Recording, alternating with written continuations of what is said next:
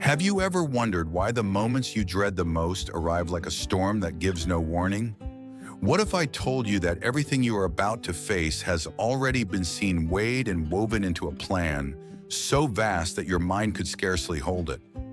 This is not some comforting fable to ease your fears or a polite suggestion to think positively. No, this is a declaration, a secret the world does not want you to hear. What is coming will shake you, but it is not meant to destroy you. It is designed to awaken something that has been dormant in your spirit for far too long. You who are listening now, stop pretending you are immune to struggle. You are not. The truth is, every one of us will face a day when the ground beneath our feet splinters and the illusion of control shatters into 1,000 pieces. And in that moment, you will have no place left to run but into the arms of the one who saw it all before your first breath. Listen carefully. What you are about to hear is not another sermon to make you feel better for a few minutes. It is a lifeline thrown into the storm of your existence. This is your warning and your invitation.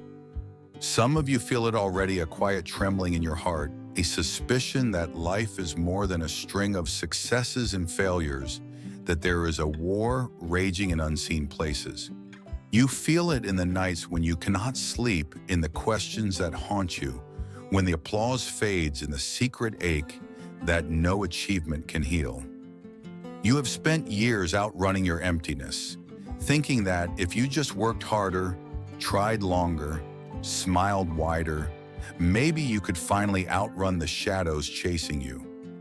But shadows are not overcome by striving. They are overcome by light. And that light is not an idea. It is a person, a father who calls you by name, even when you pretend you do not hear. Right now, as you hear these words, your spirit recognizes something your intellect cannot explain. You feel the urgency of this moment, because deep down you know that what I am about to tell you matters more than the job you are trying to keep, the image you're trying to protect, the secret you're trying to bury. This message is not for the faint of heart. It is for those who are desperate enough to admit that nothing in this world can satisfy the ache in their soul. Let me ask you plainly, when everything you have built begins to crack, where will you turn? When the people you trusted most walk away, when the doors you prayed would open slam shut, when your strength fails and your hope flickers like a dying candle, what will you hold on to? Will you cling to the illusion that you are self-sufficient, or will you dare to believe that there is a love so relentless it has never stopped pursuing you, even in your darkest hour? You see, the problem is not that you are weak. The problem is that you have spent too long pretending to be strong on your own. You have believed the lie that you must clean yourself up before you can come home, that you must achieve some invisible standard before you are worthy to be loved. But what if I told you that your greatest failures could become the doorway to your greatest freedom, that your hidden wounds are not disqualifications, but invitations, an entry point for the healing that can only be found when you stop running? Look around you. The world is unraveling at every seam. Certainties are collapsing. Comfort is evaporating. And somewhere deep inside, you feel the quiet terror that you might not be ready for what is coming. And you are right. You are not ready, at least not in your own strength. But you were never meant to face this alone. The one who knits you together in secret, the one who counts every hair on your head, has never turned his gaze away from you. Even when you tried to numb the ache with distractions and addictions. Even when you silenced his whisper with your noise. Even when you called him absent. He was there, watching, waiting, loving. This is your moment of decision.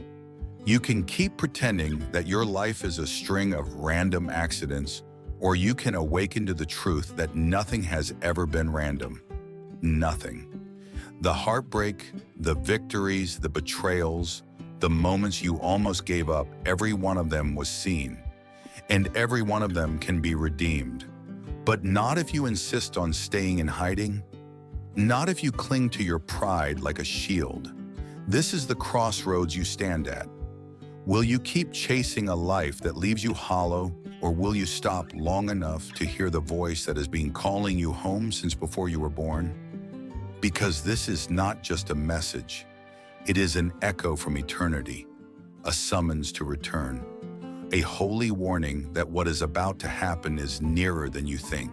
What you have dismissed as coincidence is actually preparation. What you have called punishment is often protection, and what you thought would destroy you might be the very thing that will set you free. Some of you are listening right now with tears you will not let fall. You have carried your loneliness like an invisible weight, convinced that no one would understand if they knew the truth about you. But hear me, you are not alone. You have never been alone. There is a Father who has never stopped watching over you, even in your rebellion, even in your silence, even in your shame. This is the truth you were never told. The coming storm is not the end. It is the beginning of your awakening. But you must choose. Will you stay asleep in the illusion of control, or will you open your eyes to the reality of a love that will never let you go? You who are tired of pretending, you who are weary of fighting battles in your own strength, this is your invitation to surrender. Not to defeat, but to deliverance. Not to condemnation, but to restoration. For it is written, he who dwells in the secret place of the Most High shall abide under the shadow of the Almighty. Psalm 91:1, the question is no longer whether you will face adversity. The question is whether you will face it alone. So I ask you now, as plainly as I know how, what will you do when the storm comes? Where will you run when the lights go out? Who will you trust when everything you thought was safe begins to shake? This is the question that will define the rest of your life. Will you keep living like you are the author of your own story, or will you surrender the pen to the one who has already written a better ending? This is not a gentle suggestion. This is the cry of a Father who loves you more fiercely than you can comprehend. A Father who is trying to help you because this is about to happen. Do not turn away. Do not harden your heart. For everything you have been searching for, belonging, healing, purpose is waiting on the other side of your surrender. And the time to decide is now. You didn't see it, but there has always been a hidden thread running through every chapter of your life, a thread woven by hands far stronger and more tender than your own. Even in the moments when you thought you were abandoned, even in the seasons when darkness seemed to be the only reality you could feel, the thread remained unbroken. And today, if you have the courage to look beyond what is visible, you will discover that every trial was not a sign of rejection, but a preparation. You may not have known it, but in the secret places of your heart, a seed was planted, a seed that could only grow in the soil of adversity. Because some truths refuse to take root in comfort, some revelations demand darkness before they can shine. You didn't see it, but while you were fighting to hold your life together, heaven was moving on your behalf. While you were losing sleep over the opinions of people who never truly saw you, your Father was orchestrating circumstances to bring you face to face with your true identity. What you called failure was often His mercy. What you labeled delay was often His protection. You see, the greatest danger is not that you would fail. The greatest danger is that you would succeed at things that do not matter, things that leave your spirit malnourished and your heart empty. And He loves you too much to let that happen without a fight. So here is what was hidden. You were created to carry glory, not just to survive disappointment. You were chosen to bear the image of the Eternal One, not to spend your days bowing to fear and compromise. But somewhere along the way you forgot. You forgot that the very breath in your lungs is a miracle. You forgot that your story did not begin when you were born into this world. It began in eternity when God dreamed of you and said, "This one will reveal my heart." You forgot that every hardship is an opportunity to discover a deeper strength that was placed in you before you could ever earn it. And the result, You settled for a life of quiet desperation, haunted by the suspicion that there must be more, but too weary to look for it. Let me ask you something no one else has dared to ask you. When did you start believing that your wounds defined you more than your calling? Who told you that the rejection you experienced was evidence that you are unworthy? Who convinced you that you would always be stuck in cycles of regret, always falling short of the life you once hoped for? That voice did not come from your father. That voice is the echo of an enemy who fears what will happen if you ever discover who you really are. The enemy does not attack your life because of who you are in the eyes of the world. He attacks you because of who you are in the eyes of heaven. He sees what you do not see. He sees the divine mark upon you, the authority you have been entrusted with, the destiny you have yet to step into. And so he weaves his web with lies so subtle you mistake them for your own thoughts. Lies like nothing will ever change. I am too broken to be used. I have already wasted too many years. But today those lies are being exposed by the light of truth. And the truth is this: you are not defined by your failures. You are not the sum of your mistakes. You are not beyond redemption. You are even now being pursued by a love so relentless it will not let you go. But you must be willing to open your eyes. You must be willing to lay down your pride. You must be willing to admit that you need the one who created you. Because the life you were made for is not found in self-sufficiency. It is found in surrender. It is found when you stop pretending that you can outrun the ache inside you. It is found when you finally fall to your knees and whisper, "God, I cannot do this without you." This is the turning point. This is the place where everything begins to change, not because your circumstances are different, but because you are different. When you surrender, you step into a reality that has always been waiting for you. The reality that your Father is not distant or indifferent. He is closer than your next breath. He is the one who has been fighting for your heart from the very beginning. Let me share a story with you, a story that has shaped my own understanding of what it means to trust when everything falls apart. I once knew a woman whose life looked perfect from the outside. She had the career, the admiration, the sense of control that everyone envied, but behind closed doors she was crumbling. Every night she lay awake haunted by the sense that she was living someone else's life. She had built her world on performance and perfection, but inside she felt like a fraud. Then came the moment when everything unraveled. The company she had poured herself into collapsed. Friends she thought would stand by her disappeared. The identity she had clung to vanished overnight. She told me later that in those weeks of despair, she finally heard the voice she had been running from her entire life.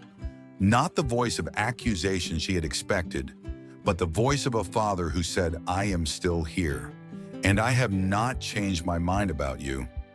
In her darkest hour, she discovered that what she thought was the end was actually the beginning. She found that her worth had never depended on her success. She learned that surrender was not defeat, it was deliverance.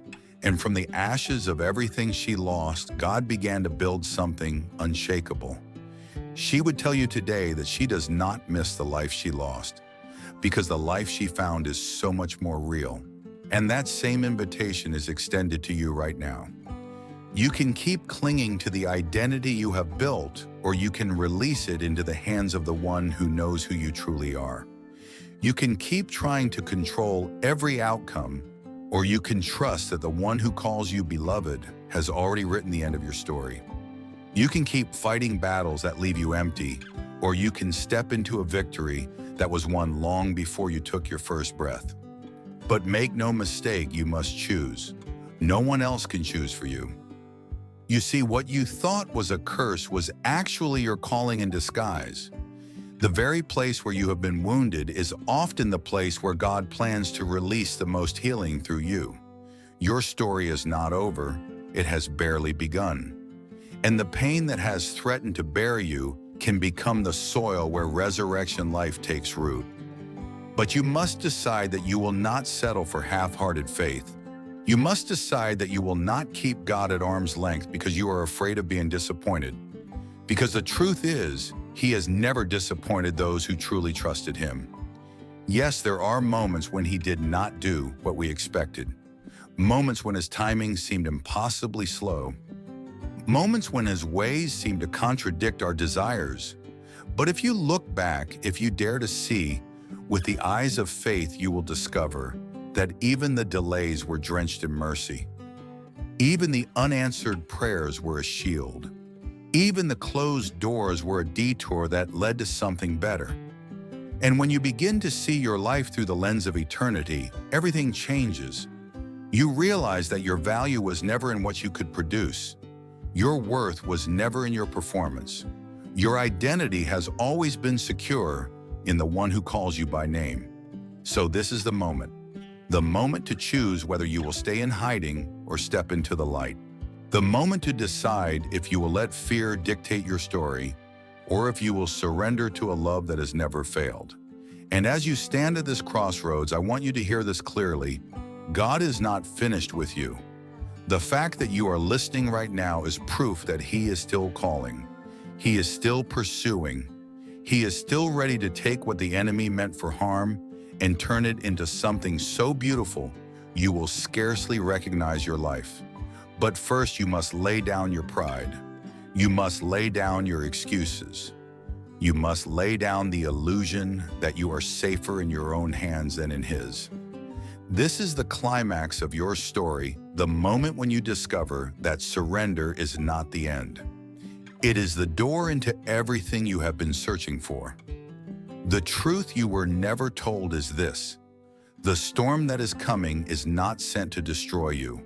It is sent to deliver you, to strip away what was never real so you can finally live in what is unshakable. So do not be afraid. Do not delay. Do not let the voice of the enemy drown out the whisper of the one who loves you. This is your moment. This is your invitation. And this is your awakening. So what do you do now? How do you turn all these words from inspiration into transformation? The answer is simpler and more costly than you may want to hear. You must choose not tomorrow, not when you feel more spiritual, not when life slows down enough to make room for faith. You must choose today whom you will trust. Will you keep placing your hope in your own abilities, in the fragile security of your plans, in the approval of people whose loyalty lasts only as long as you meet their expectations? Or will you lay down your defenses and come as you are tired, uncertain, desperate, and offer God the one thing He has always desired most, your surrendered heart? Because everything else flows from that surrender. The healing you long for, the peace that eludes you, the purpose that seems always out of reach, they all begin in the moment you stop hiding. Some of you are afraid to surrender because you think it will mean giving up everything you love. But here's the truth: no one ever told you surrender is not losing what matters.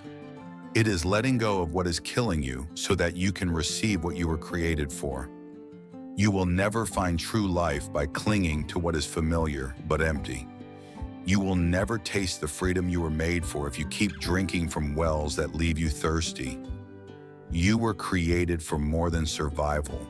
You were made for life in its fullest form, life rooted in love that cannot be shaken, life anchored in a purpose that does not fade, life overflowing with the joy of belonging to the one who has never given up on you. And that life begins when you dare to say, I will trust you, God, even when I don't understand. It begins when you decide that you will no longer let shame define you. It begins when you refuse to let fear keep you from taking the first step. Let me be clear, following Jesus does not mean your problems will disappear. It does not mean you will never feel afraid again. It does not mean you will always understand His ways.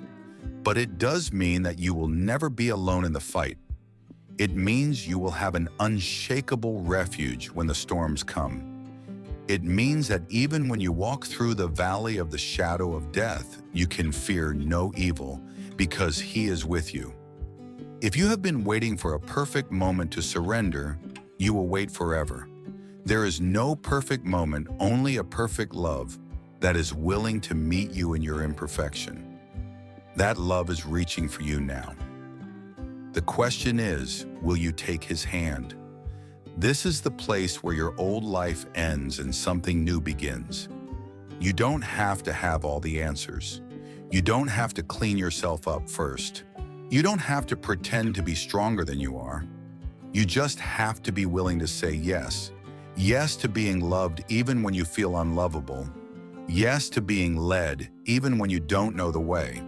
Yes to being forgiven for what you thought was beyond forgiveness. And if you will say that yes today, everything can change. You can't rewrite your past, but God can redeem it. You can't erase every scar, but he can use them to tell a story of grace. You can't control the future, but you can trust the one who holds it. So pause for a moment. Let the noise fall silent. Let the opinions fade into the background. Listen to the whisper that has been calling you longer than you can remember. Come home.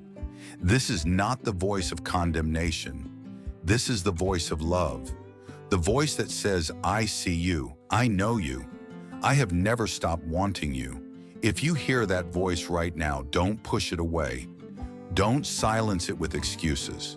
Don't delay the surrender that will set you free. Because every moment you wait is another moment living beneath your birthright. You were created to be more than a survivor.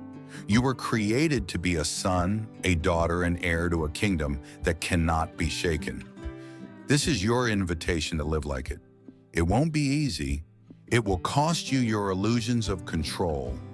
It will cost you the mask you've worn to look strong. It will cost you the right to define yourself by your failures.